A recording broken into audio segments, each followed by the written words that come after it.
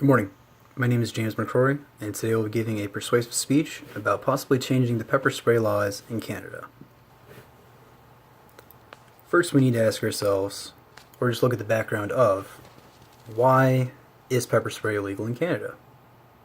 And also, what necessarily is pepper spray? We'll also briefly go over some crime statistics in relation to rape and other crimes that could be prevented by the use of pepper spray, as well as some possible common sense solutions as to making both sides of the issue happy. To begin with, mace, and I have attached a basic picture of just a few items of mace along with alarms that can be carried on one's person. But mace is capsaicin spray or any other eye irritant that can be sent out through they have guns, they have just little canisters, pellets, you name it. But I digress. But the purpose of it is for self-defense more often than not, because it's a non-lethal, except in very rare instances, a weapon that can be used for self-defense. Now the next point is, why is it illegal? In 1995, the Canadian Parliament made a kind of overarching weapons ban. Not really a ban, but limitations on weapons that Canadian citizens can't have. And in it is any projectile that can be used for bodily harm. That includes mace. One of the exceptions to it, though, is mace used for animals. But if used on people or carried in a concealed manner, is still criminal. Now again, I do have a few images attached.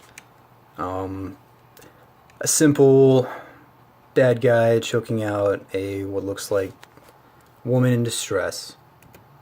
But the next image that I have attached is to kind of go for the mindset of why is it banned. Now, it's banned because it is a weapon. It can be used in an offensive capability. Pretty rare. Even in America, it's pretty rare. But I do have an image attached of a not-so-kind gentleman who attacked a good Samaritan who was trying to help him. Yeah, not good. Next image attached is a image of bear spray commonly sold in places all throughout Canada, particularly useful in the wilderness. Recently, a member in Parliament named Dr. Kelly Leitch, I don't know the exact pronunciation, proposed overturning pepper spray because the thought is that rape is an unfortunate yet relatively common crime that women are very susceptible to. Now, the opponent to this is one Patricia Hadju. She is currently the Minister of Status of Women, and it is her belief that it is, demeaning, insulting, that women should be allowed to have a form of self-defense. Now, the rationale behind this is that we should have more education to stop rape, which of course, yes, we should. You should try and stop the issue at the root. But realistically speaking, humans are not always the nicest or most law-abiding things. Just look at prisons. Weapons are illegal in prison, yet they still make their way in there. It's an unfortunate reality that crimes will be committed. And maybe having some sort of non-lethal defense is in the women's best interest. And having spoken about the issue of rape in Canada fairly closely mirrors the rape statistics in basically all of North America. Attached in the images is a brief little chart that glosses over the 1 out of 100 rapes. 46 rapes get reported to police, 12 lead to an arrest, 9 get prosecuted, 5 lead to a felony conviction, and 3 rapists will spend even a single day in prison. Being a law enforcement officer, that sickens me. At a loss for words. It just sickens me. But going beyond the issue of just rape, to include other people that, well, I'm saying they may or may not be the prime. I'm not even going to say that. Everyone's entitled to self-defense. And defending yourself does not always mean taking another person's life. In the cases of batteries, carjackings, common muggings, a simple non-lethal spray that would allow you time to disorient the attacker and to get away from whatever violent incident's going on. Personal opinion, I think it's a good idea. That's just me. Now to the final portion of my speech. I do believe that there can be some sort of common middle ground between both sides of the argument. So, people believe that they have the right to self-defense.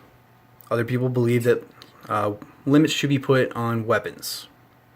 Now, why not have a middle ground? Why not have some sort of check and balance? You know, regulations mirror to firearms. Yes, some people do believe that firearms are out of control. Of course, illegal ones are. But responsible ownership, regulation, definitely the proper training on the use of,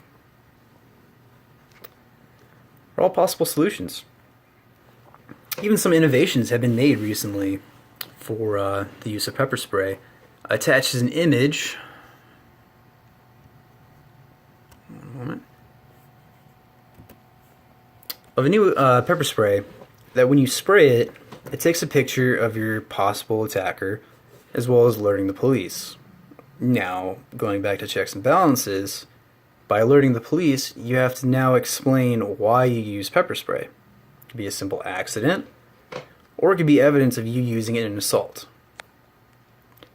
In my mind, that is a pretty common sense check and balance that I believe would make both sides of the issue happy. Also attached is some pictures of law enforcement military. Because again, they're some of the most trained people, and they need to be trained, because they use less than lethal and lethal force. But in their training, they're forced to have it used upon them. Now, from personal experience, mace is not fun. But a little bit of milk, and a day's rest, and you'll get over it. This has been James McCrory talking about the issue of using mace, or the legality of mace, in Canada. I hope that I've changed some minds. Again, this is America. We're not constituents of Canada, but we all have family members that are women, and we like to see them be able to protect themselves. Thank you very much.